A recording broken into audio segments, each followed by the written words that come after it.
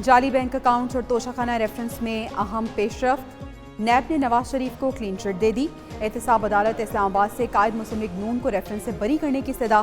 साबिक वज़ीर आज़म को शामिल तफ्तीश करने से मुतालिक अमल दरामद रिपोर्ट जमा करा दी। मौके पर इख्तियार किया कि नवाज शरीफ ने गाड़ी तोशाखाना से नहीं वफाकी ट्रांसपोर्ट पूल से खरीदी।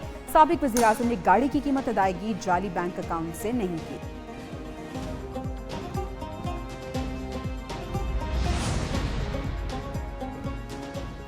इदारों के साथ हमारे किसी किस्म के मुज़ाकरात नहीं हो रहे। मुज़ाकरात होंगे तो किसी से नहीं छुपाएंगे।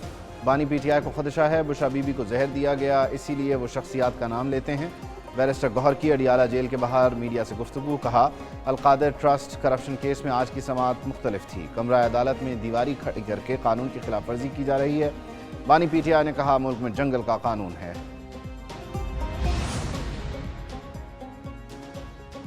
एहतसाब अदालतों की रीऑर्गेनाइजेशन होगी। वफाकी काबीना की फेडरल ड्रग इंस्पेक्टर की तकर्रुरी की मंजूरी।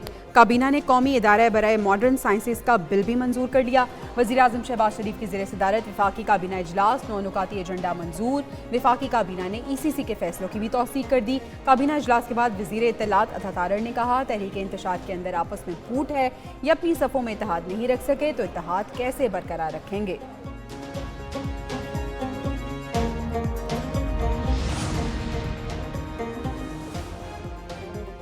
मुल्क की तरक्की, खुशहाली और माशी इस्तेहकाम। वज़ीर आज़म का अहदाफ जल्द पूरे करने का वादा। शहबाज शरीफ कहते हैं, सऊदी अरब और पाकिस्तान के माशी ताल्लुकात एक नए दौर में दाखिल हो चुके हैं। सऊदी वफ्द के दौरे से पाकिस्तान में अरबों डॉलर की सरमायाकारी होगी। इसी तरह मेहनत और लगन से मनसूबों की तकमील यकीनी बनाना है। अब पुराने तरीक़ा कार पर चलने की कोई गुंजाइश है, ना इसकी इजाज़त दूंगा। वज़ीर आज़म की ज़ेर सदारत वफाकी काबीना का इजलास। 9 निकाती एजेंडा मंजूर कर लिया गया।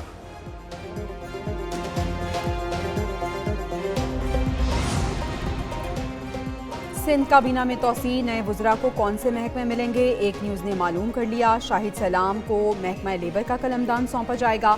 मोहम्मद अली मालकानी को महकमा यूनिवर्सिटी एंड बोर्ड की जिम्मेदारी मिलेगी। जाम इकराम धारेजो को महकमा इंडस्ट्री का कलमदान सौंपा जाएगा। दूसरी तरफ MQM पाकिस्तान के रहनुमा अली खुर्शीदी सिंध असम्बली में अपोजिशन लीडर मुकर्रर। सेक्रेटरी सिंध असम्बली ने अपोजिशन लीडर का नोटिफिकेशन जारी कर दिया।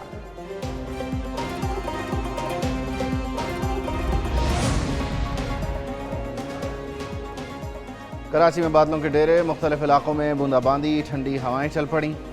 महकमा मौसमियात ने सिंध के मुख्तलिफ अजला में शदीद बारिशों की पेशगोई कर दी। बारिश का सिलसिला 19 अप्रैल की सुबह तक वक्फे वक्फे से जारी रहेगा। सिंध में बारिशों से मुताल्लिक अलर्ट जारी कर दिया गया।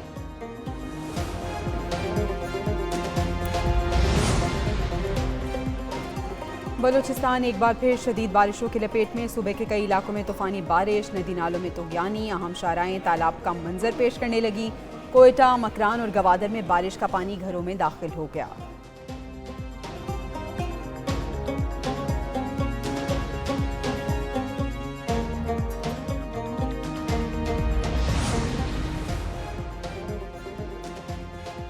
खैबर पख्तूनख्वा में तूफानी बारिशों से तबाही। PDMA ने जानी और माली नुकसानात से मुताल्लिक रिपोर्ट जारी कर दी।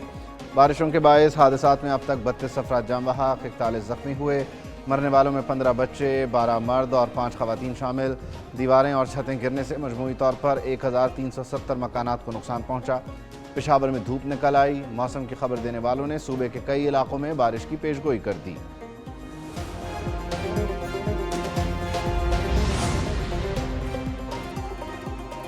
पंजाब में भी खतरे की घंटी बज गई। कल से गरज चमक के साथ तूफानी बारिशों का इम्कान। PDMA पंजाब ने अलर्ट जारी कर दिया। रावलपिंडी, गुजरावाला, लाहौर, फैसलाबाद, सरगोदा, मुल्तान साहिवाल और भावलपुर में बारिश की पेशगोई।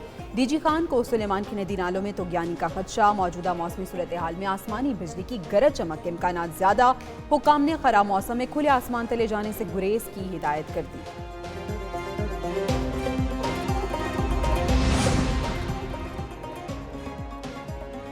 मुत्तहिदा अरब इमारात में बारिश का 75 साला रिकॉर्ड टूट गया। 2 साल की बारिश घंटों में बरस गई।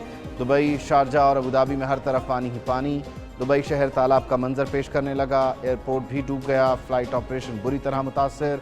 दर्जनों परवाजें मनसूख। शॉपिंग मॉल और मेट्रो स्टेशन में भी पानी दाखिल। गाड़ियाँ सड़कों पर बंद। मिनटों का सफ़र घंटों में तय होने लगा। आवाम को शदीद मुश्किलात का सामना।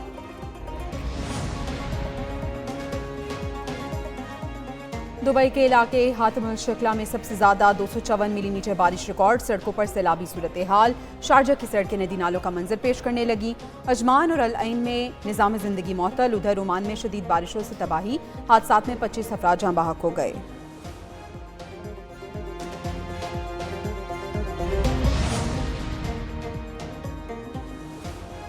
और चेयरमैन पीसीबी से कौमी टीम के कप्तान बाबर आजम की मुलाकात में पाक न्यूजीलैंड सीरीज़ की तैयारियों और टीम कॉम्बिनेशन पर गुफ्तगू। मुलाकात में खिलाड़ियों की रोटेशन पॉलिसी से मुताल्लिक भी इज़हार ख्याल किया गया। बाबर आजम ने चेयरमैन पीसीबी को सीरीज़ के लिए तैयारियों से मुताल्लिक आगाह किया।